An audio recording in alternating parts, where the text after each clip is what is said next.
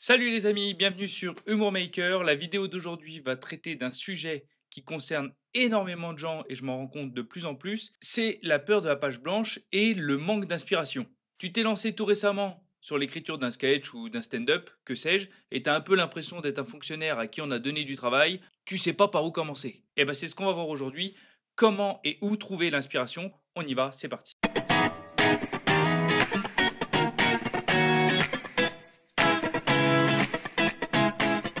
Alors sachez pour commencer que dans cette courte vidéo, je vais vous lister 4 possibilités pour trouver de l'inspiration.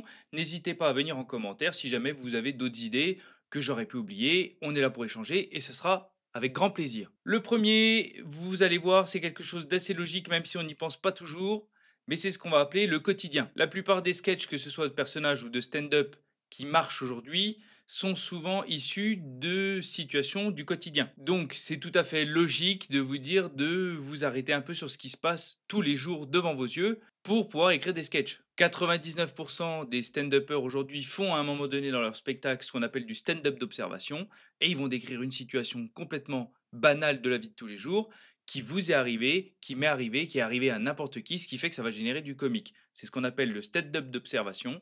N'hésitez pas, c'est une pépite. Un petit exemple tout bête, à qui c'est pas arrivé d'avoir un trousseau de clés pour ouvrir une porte, on essaye les clés et comme par hasard, c'est toujours la dernière clé qui ouvre la porte.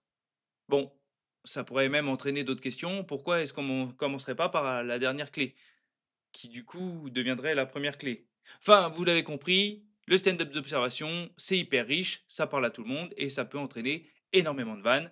Donc je vous le conseille. La deuxième mine d'or pour trouver l'inspiration, c'est dans votre passé. Forcément, vous avez vécu des anecdotes, vous avez des souvenirs qui ont été drôles, qui ont été marquants, qui peuvent parler aux gens. N'hésitez pas à vous en servir, c'est très important. À titre d'exemple, n'ayons pas peur de nous mettre à nu. Moi, il y a plusieurs années, j'ai demandé un numéro de portable à une fille en boîte de nuit. Le lendemain, j'ai voulu laisser un message. Je suis tombé sur la boîte vocale de Jean-Pierre Durand. Bon, autant vous dire que j'ai pas pécho. C'est des petites situations, des petites anecdotes du passé qui peuvent parler à plusieurs personnes et qui peuvent créer du ridicule, ce qui va forcément générer du comique derrière. Attention par contre à ne pas confondre anecdote drôle et anecdote drôle uniquement pour vous. Pourquoi je vous dis ça? Parce que ce qui vous a fait rire vous ou vos amis peut ne pas faire rire le public et ce qui va entraîner un flop pour vous. C'est peut-être pas le but recherché. Si je veux illustrer ce propos, un jour j'étais en vacances, j'ai vu quelqu'un tomber devant moi. J'ai trouvé ça hilarant. Pourquoi? Parce que c'est un réflexe qu'on a, nous, en tant qu'humains. Notre cerveau, une fois qu'on a compris que la personne n'était pas en danger, pour décompresser, se met à rire. C'est quelque chose de complètement logique. À la distinction avec l'histoire de la boîte de nuit, c'est que la chute, elle a été drôle pour moi, parce que j'ai vécu la situation, parce que j'ai vécu le choc, et parce que derrière, j'ai décompensé grâce à mon rire.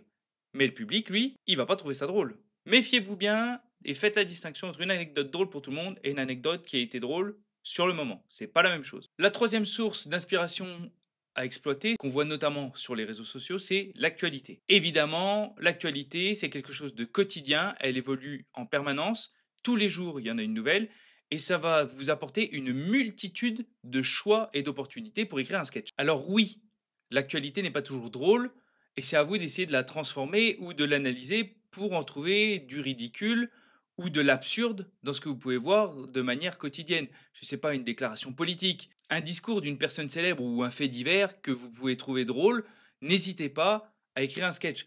Par exemple, à titre personnel, je vous raconte beaucoup ma vie dans cette vidéo, je le sais, mais le premier sketch de personnage que j'ai écrit est tiré de la presse. À l'époque, je faisais de la chronique radio sur une chronique qui traitait des faits divers absurdes et j'ai découvert un article de journal sur un mec qui s'est rendu compte qu'il était stérile après avoir eu 7 enfants. C'est comme ça qu'est né mon premier sketch de personnage. Donc l'actualité, vous l'avez compris, n'hésitez pas à taper dedans, c'est une super mine d'informations. Par contre, sachez une chose, c'est que ça ne vieillira pas bien. Vous ne pourrez pas écrire un spectacle sur des faits d'actualité que vous allez pouvoir jouer pendant 3, 4 ou 5 ans. Pourquoi? Parce que les vannes du moment, et ben vous avez compris, elles restent les vannes du moment, et dans 2 ans, on les aura oubliées, et limite tout le monde s'en fout. Et la dernière source d'inspiration, c'est pour moi la plus riche de toutes, c'est d'observer le monde qui vous entoure. C'est pourquoi je vous invite à sortir de chez vous, je vous invite à aller discuter avec des personnes, je vous invite à découvrir de nouvelles choses, des nouveaux lieux, des nouveaux horizons pour élargir vos connaissances et pouvoir puiser un maximum de choses dans ce monde qui nous entoure et qui est quand même assez vaste. L'observation dans ce métier, c'est un peu la clé de la réussite et vous n'allez pas avoir le choix, donc observez, observez, observez. À la différence du stand-up d'observation où là, moi en tant que public, je vais me reconnaître dans votre propos, l'observation de quelle va découler un sketch, ça peut être beaucoup plus large. Ou même si moi je ne me reconnais pas dans cette action, la question que vous vous posez en tant qu'auteur est légitime et donc je peux que être d'accord avec vous et je peux que avoir envie de rire de cette situation.